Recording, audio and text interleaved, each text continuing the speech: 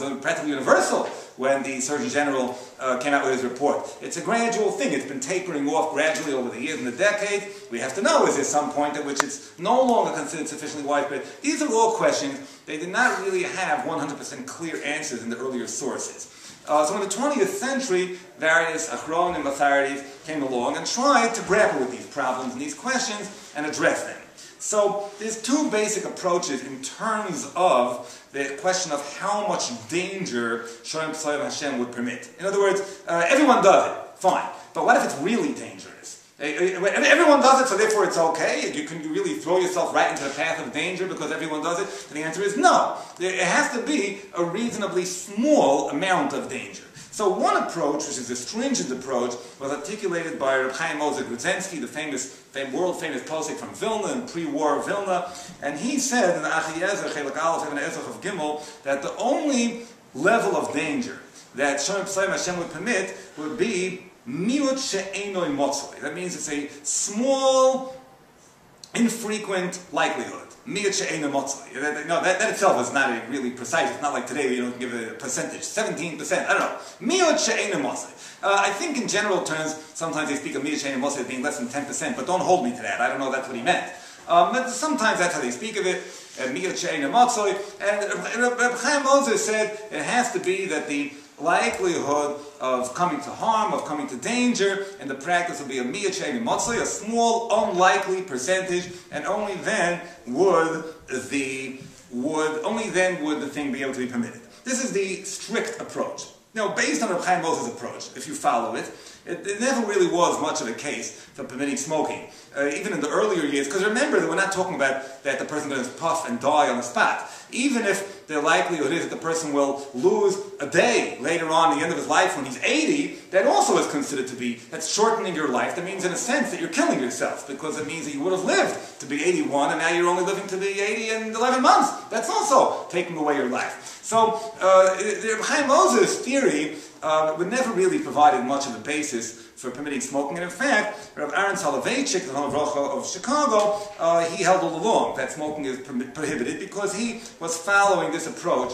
of the Achiezer that is, in order to admit something based on Shalom P'Sayim Hashem, widespread, and everybody ignores it and considers it fine, etc., etc., it has to be the unlikely small percentage which smoking never really presented. However, there's a more permissive and more lenient approach to Shalom P'Sayim Hashem, and that is the approach that was articulated by Rav Moshe Feinstein and by a number of poskim, great poskim, in the years following the original report of the Surgeon General. Now, there's really a couple of ways to articulate this point. Let me say it the way that the Binyan Tzion articulates it, and then the way that Rav Moshe speaks of it. The Binyan Tzion is actually, before the smoking issue, the Binyan Tzion was Rabbi Yaakov Ettlinger, a well-known German rabbi in the late 19th century. And the Binyan Tzion raises a question about traveling in out-of-the-way locations. Traveling through the desert, traveling overseas, across the sea, etc. And, well, there's always danger, a certain element of danger in those things, and how is it permitted? It certainly is permitted. I mean, the halacha speaks of the concept of, you have to bench gomel at the end, so that obviously there was some level of danger. That's why you're thanking Hashem when you're done with the trip, overseas or through the desert, etc. But so why is it permitted at all? Isn't there an element of danger? So the Binyan Tzion speaks of the difference between imminent danger and kind of long-term risky activity. In other words, the first fact that you're traveling in the desert, there's no immediate imminent danger. You got water, you got food, there's nothing immediately to be concerned about. But in the broader sense, you're going to be traveling a while, and we know statistically that there is a certain amount of element of danger in traveling in the desert. But there's nothing that's really imminent that we can really speak of. The Binyan Tzion says that in any immediate sense of danger, and therefore he says that that's actually okay. The halacha that you're not allowed to endanger yourself is only the more imminent type of danger. That's what he says. Rav Moshe Feinstein, now the truth is, if you deal with the Binyan Tzion, it's hard to know precisely how they would apply to cigarettes. Because would he say a big leniency, which I think is not generally accepted, which is it's fine to smoke unless you'll think you'll kill over tomorrow. But it's the fact that smoking shortens one's life over the long term is okay. I don't know. I mean, it's hard to know. Smoking, by the way, in general, is something that I observed a long time ago, which needs work.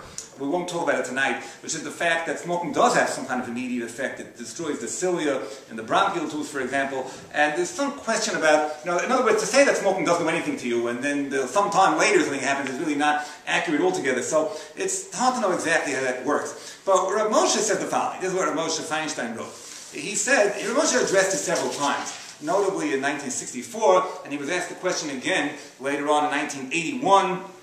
There's actually several tshuvos that Rav Moshe wrote in the Igros Moshe on the subject. So the truth is that in both times, in 64 and in 81, Rav Moshe said that even though smoking is bad for you, we can't prohibit it based upon the danger, because it does fall under Shomer Pesayim Hashem. It does fall under the header. Why?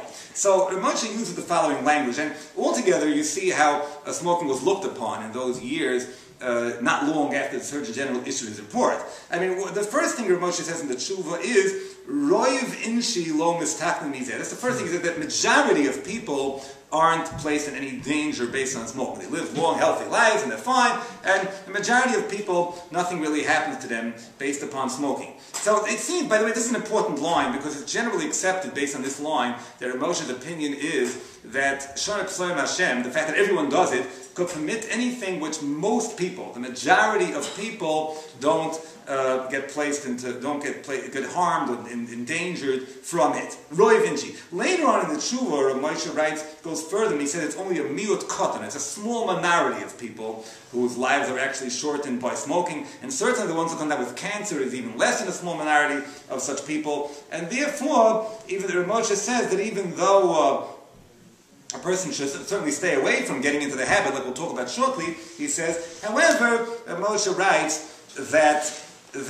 really we cannot prohibit it in the halacha, because it does fall under the Isur of Shomer Pesayim Hashem. Rav Moshe makes the following argument. He says, if you look in Rambam, where the Rambam brings down, you're not supposed to engage in dangerous behavior, the Rambam brings this down in two places. One place, the Rambam brings it down in Hilchos Rotzeach, and the halachas of murder or endangering one's life. And in one place, the Rambam brings it down in Hilchos Deos. Deos is the habits of a person's life. It doesn't just mean Deos like thinking. The Hilchos Deos is how a person should live one's life, how a person should habituate oneself. So Rav Moshe says, in Hilchos Rotzeach, the Rambam brings down practices that are a truly endangerment to one's life. Like in those days, drinking the uncovered water, which a snake could inject venom, etc., etc. And here the Rambam says it's absolutely prohibited. You're not allowed to engage in these behaviors.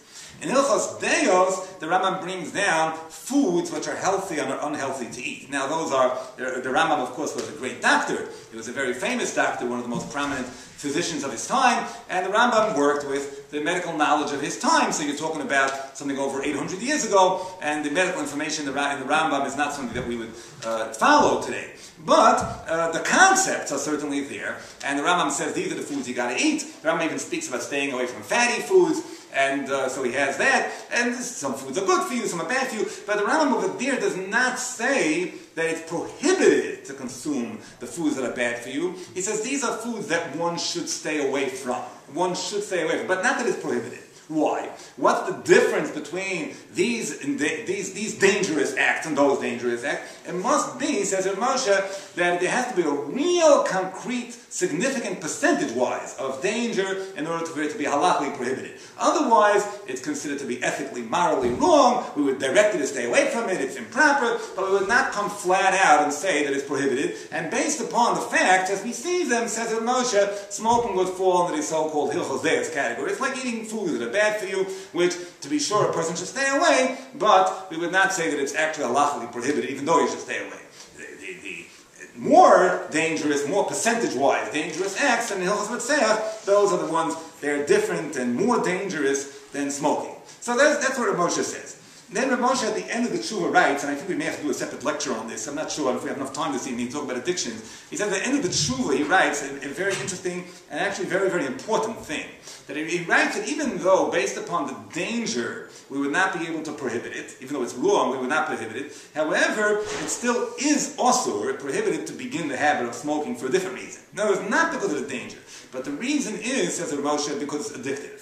And it's prohibited to get into an addiction, to engage in addictive behavior. Once you're addicted already, you're addicted. We're not going to force you to, it's very interesting, evidently in that shul Moshe is working, we won't force you to go into a 12-step program or something in order to break the addiction, because we don't consider it dangerous in the eyes of this shul. But to addict yourself, even forgetting about the danger, is something which is intrinsically wrong.